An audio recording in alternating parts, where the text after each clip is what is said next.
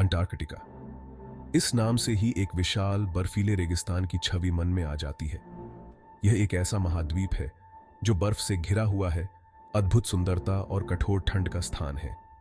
किसी भी अन्य महाद्वीप के विपरीत अंटार्कटिका लार्जली अनइनहैबिटेड है। यहाँ कोई नेटिव ह्यूमन पॉपुलेशंस नहीं है, न ही बस्लिंग सिटीज हैं और न ही फैले हुए फार्मलैंड्स हैं। यह जमा हुआ लैंड बर्फ, हवा और उन जीवों का है जो इस कठोर वातावरण में सर्वाइव करने के लिए यूनिकली अडेप्टेड है। अपने आइसोलेशन के बावजूद अंटार्कटिका ग्लोबल इकोसिस्टम में एक क्रूशल रोल निभाता है, जो दुनिया भर में ओशन करंट्स, वेदर पैटर्न्स और सी लेवल्स को प्रभावित करता है। अंटार्कटिका सुपरलेटिव्स का महाद्वीप है। यह पृथ्वी पर सबसे ठंडा, सबसे हवादार और सबसे सूखा महाद्वीप है। यहाँ तापमान अनइमेजिनेबल लोज तक गिर सकता है, जो अंदरूनी हिस्सों में -76 डिग्री सेल्सियस या -104 डिग्री फ़ारेनहाइट तक पहुंच जाता है। ये फ्रिजिड कंडीशंस रिलेंटलेस विंड से और भी बदतर हो जाती है, जो आइस शीट्स में हाउल करती हैं। अंटार्कटिका टेक्निकली एक डेजर्ट है, जहां सहारा से भी कम प्रेसिपिटेशन होती है। टावरिंग ग्लेशियर्स पहाड़ों के बीच अपना रास्ता बनाते हैं, जबकि विशाल आइस शेल्व्स समुद्र के ऊपर तक फैले हुए हैं। यहाँ का लैंडस्केप स्टार्क, ड्रामेटिक और कॉन्स्टेंटली चेंजिंग है, क्योंकि प्रकृति की ताकतें इस फ्रोजन वर्ल्ड को रीशेप करती रहती हैं। कठोर परिस्थितियों के बावजूद लाइफ अंटार्कटिका में अपना रास्ता खोज ही लेती है। पेंगुइन्स शायद अंटार्कटिका के सबसे आइकॉनिक रेजिडेंट्स हैं। ये फ्लाइटलेस बर्ड्स बर्फ पर वॉडल करते हैं। उनके black and white plumage excellent camouflage provide करते हैं। सील्स, जिनमें वेडल सील्स, लेपर्ड सील्स और एलिफेंट सील्स शामिल हैं, शोर्स और आसपास के पानी में पाए जा सकते हैं। सदर्न ओशन जीवन से भरपूर है, जो हम्पबैक वेल्स, मिंके वेल्स और ऑर्कास जैसी वेल्स को आकर्षित करता है। सी बर्ड्स जैसे कि एल्बाट्रॉसेस, पीट्रल्स और स्कूअर्स लहरों के ऊपर सोर करते हैं, प्रे की तलाश में। अंटार्कटिका में फूड वेब कॉम्प्लेक्स और इंटरकनेक्टेड है, जहां प्रत्येक प्रजाति इकोसिस्टम में एक वाइटल रोल निभाती है।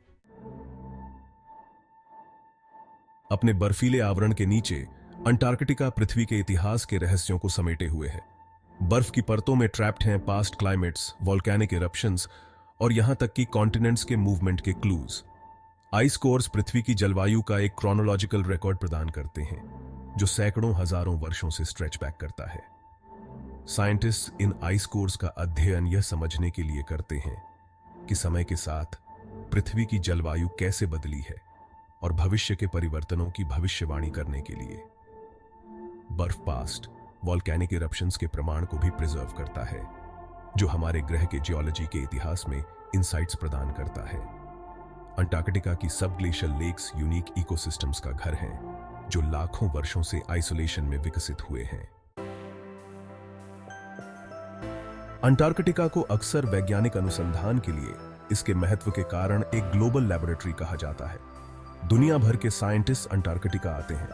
क्लाइमेट चेंज, एस्ट्रोनॉमी और मरीन बायोलॉजी सहित कई तरह के विषयों का अध्ययन करने के लिए विभिन्न देशों द्वारा संचालित रिसर्च स्टेशंस पूरे अंटार्कटिका में स्कैटर्ड हैं, जो अनुसंधान के लिए आवश्यक इंफ्रास्ट्रक्चर और सपोर्ट प्रदान करते हैं। वैज्ञानिक इन स्टेशंस पर रहते हैं और काम करते हैं, अक्सर महीनों तक।